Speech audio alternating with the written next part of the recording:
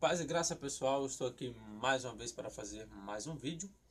Antes de começar a falar sobre este vídeo, se inscreva aí no canal se você não é inscrito, deixe o seu like, compartilhe este vídeo que pode ser de muita importância para outras pessoas. Hoje eu quero falar sobre um texto que ele é bem problemático e bem discutido aí quando se vai falar de calvinismo versus arminianismo.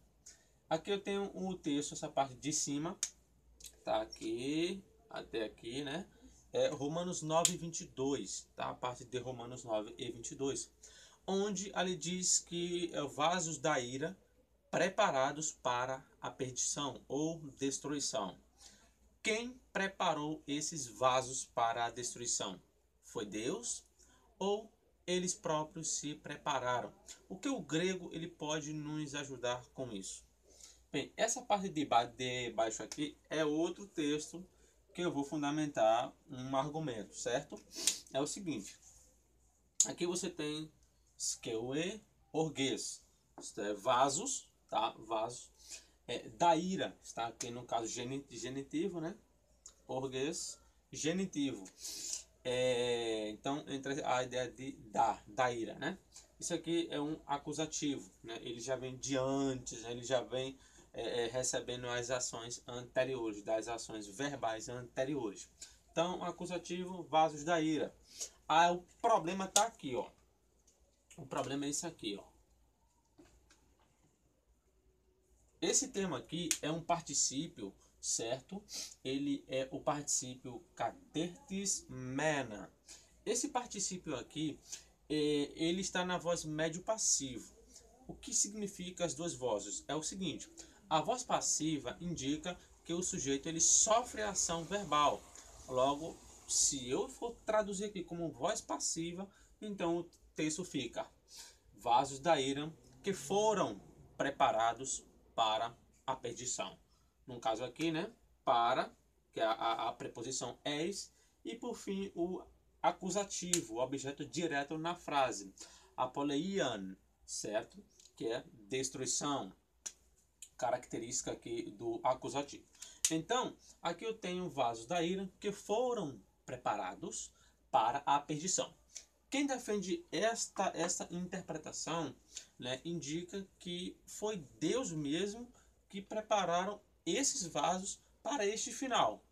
Um dos argumentos muito forte, por sinal, é que o contexto, né, ele pode dar essa ideia, certo? Eu vou pegar aqui na minha Bíblia e vou ler os versos 20 até os versos 22, né, para fundamentar este argumento. Depois eu vou apresentar o outro argumento, certo?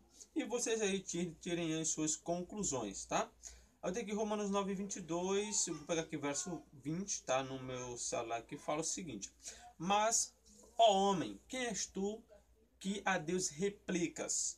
Porventura a coisa formada dirá o que o formou, por que me fizeste assim? Ou não tem um oleiro poder sobre o barro, para da mesma massa fazer vaso para honra e outro para desonra? Então, quem defende que aqui é a voz passiva, argumenta que os versos 20 e 21 dão margem a isso. Porque Paulo ele chega ali e começa a falar que o vaso ele não vai replicar com o oleiro, porque me fizeste assim. Então, o oleiro ele pode fazer vasos para honra e vasos para desonra.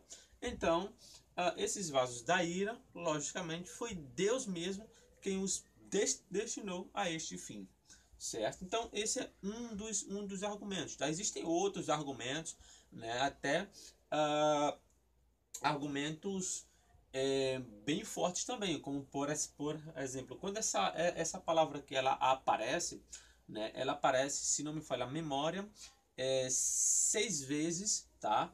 7 vezes entre voz passiva e voz média, 2 vezes como voz média e 4 vezes como voz passiva. Só esse texto aqui que ele é discutido. Os outros estão claros, tá? Então aqui ele é voz média e voz passiva. Bem, então quem argumenta que esse aqui é voz passiva, vai dizer também que quando um texto, uma palavra, né, ele está no tempo perfeito, que é o caso aqui, ele está no tempo perfeito, é muito difícil ele vir como uma voz média, ele vem mais como uma voz passiva, de fato, tá?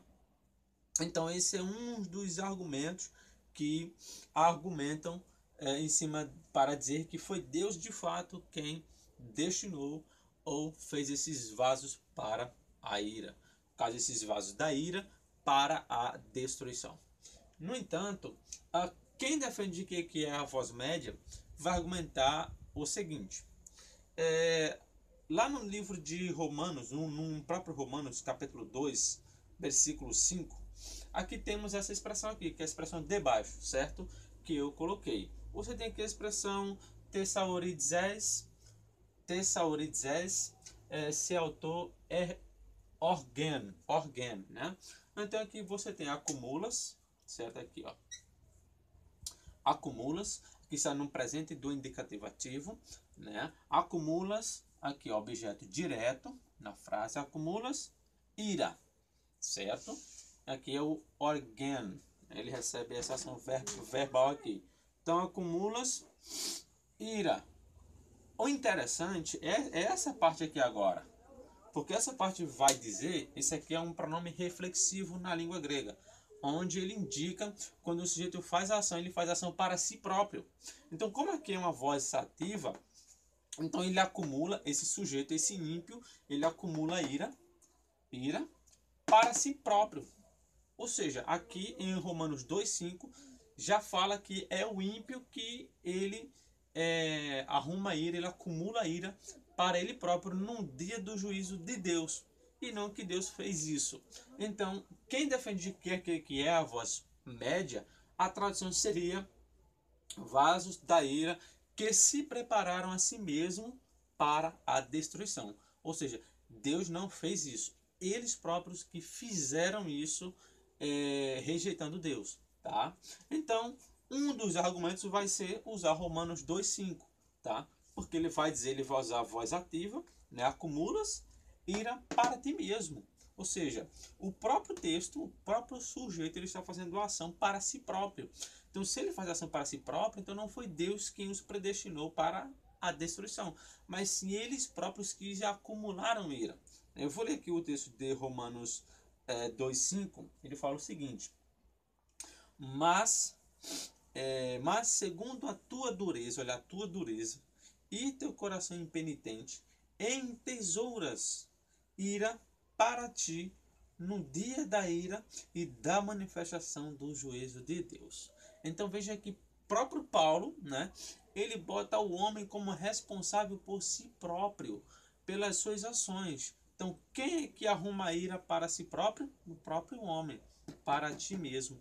Então argumenta-se que essa palavra ela seria mais aplicada como uma voz média, onde Deus não foi Deus que preparou eles, e sim eles que se prepararam a si próprios, certo? Então, esse aqui é os argumentos. Existem outros argumentos para favorecer aqui a voz média, certo? Mas aqui é um pequeno resumo para vocês aí entenderem, né? Já que discutem tanto aí arminianismo, calvinismo, aí muitos usam esse texto para fundamentar, né, as suas explicações. Aí o calvinista vem e diz que foi Deus, né, que fez isso. Nem todos os calvinistas falam isso, né?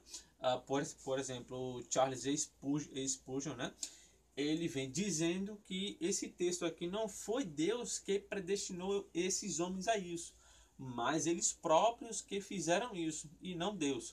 Então, o próprio Charles Spurgeon, que era, no caso, né, calvinista, ele dá essa explicação, certo?